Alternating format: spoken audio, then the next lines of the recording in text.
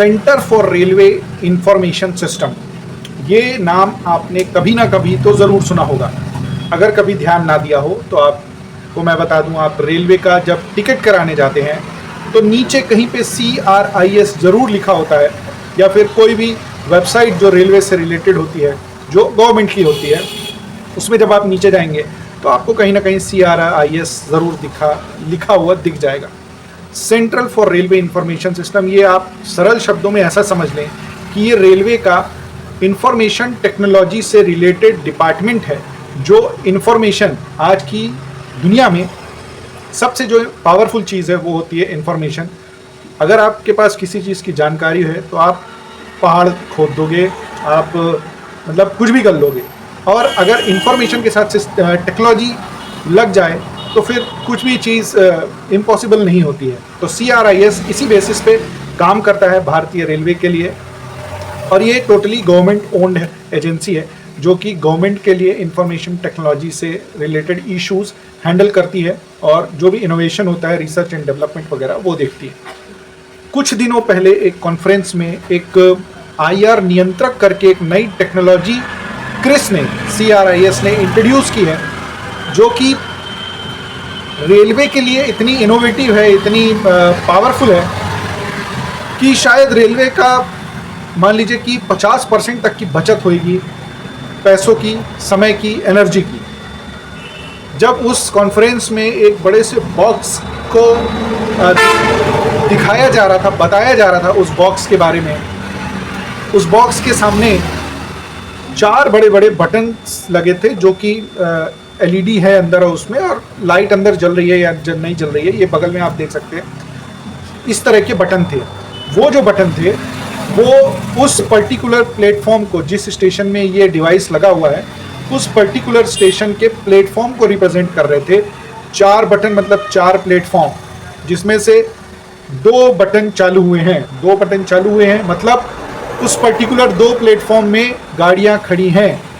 अब इससे क्या होगा, वो 2 बटन चालू हैं, इसलिए उस प्लेटफॉर्म की 100% जो लाइट्स हैं, फैन है, वो ऑन है। समझिएगा, वो डिवाइस में 4 बटन्स हैं जो अंदर से LED से जलती हुई हैं, वो रिप्रेजेंट करती हैं प्लेटफॉर्म को 4, और उनमें से 2 प्लेटफॉर्म की लाइट जली हुई है उस बॉक्स में, यानी कि उस पर्टिकुलर प्लेटफॉर्म की पूरी 100% लाइट जली हुई है, और जो 2 प्लेटफॉर्म की लाइट्स नहीं जली हुई हैं वो प्लेटफॉर्म की 70% लाइट ऑफ है। क्यों? क्योंकि वहाँ पे कोई गाड़ी नहीं है।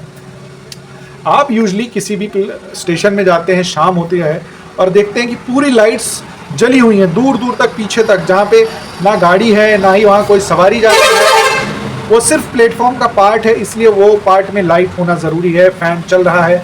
अब कोई एक एक करके तो फ़ैन ऑफ ऑन करेगा नहीं है, डेफिनेटली सेंट्रलाइज्ड होता है, एक तरीके से एक जगह से उसको ऑन कर दिया गया और वो पूरा चल रहा है। अब इसमें बहुत सारा वेस्टेज भी होता है, क्योंकि वहाँ पे जब कोई है ही नहीं लाइट के लिए, पंखे के लिए, तो वहाँ का लाइट और पंखा क्यों चालू है? इन दिस वे वो एक पर्टिकुलर डिवाइस उस एनर्जी को, उस लाइट को सेव कर रही है इस डिवाइस के थ्रू। इस डिवाइस का नाम है इंडियन रेलवे नियंत्रक। और सिर्फ इस डिवाइस का इतना ही काम नहीं है, और भी बहुत सारे काम हैं जो स्टेशन से रिलेटेड होते हैं।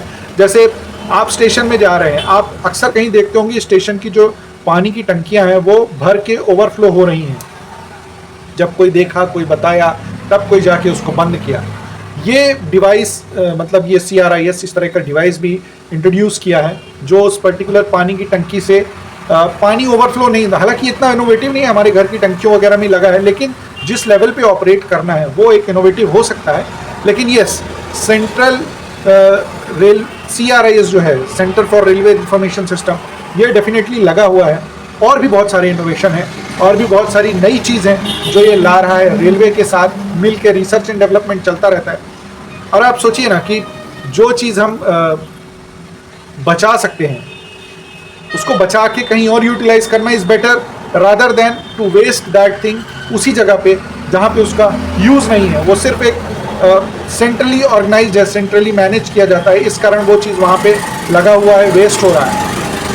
ये तो सिर्फ एक डिवाइस का एग्जाम्पल मैंने लिया, बहुत सारे इनोवेशंस हो रहे हैं। मोस्ट प्रॉब्ली मैं ट्राई करूँगा ज़्यादा से ज़्यादा आपके लिए इन्फॉर्मेशन इससे रिलेटेड निकाल सकूँ। ये जानकारी कैसे लगी ज़रूर बताइएगा। पेज और चैनल को ज़रूर फॉलो कीजिए।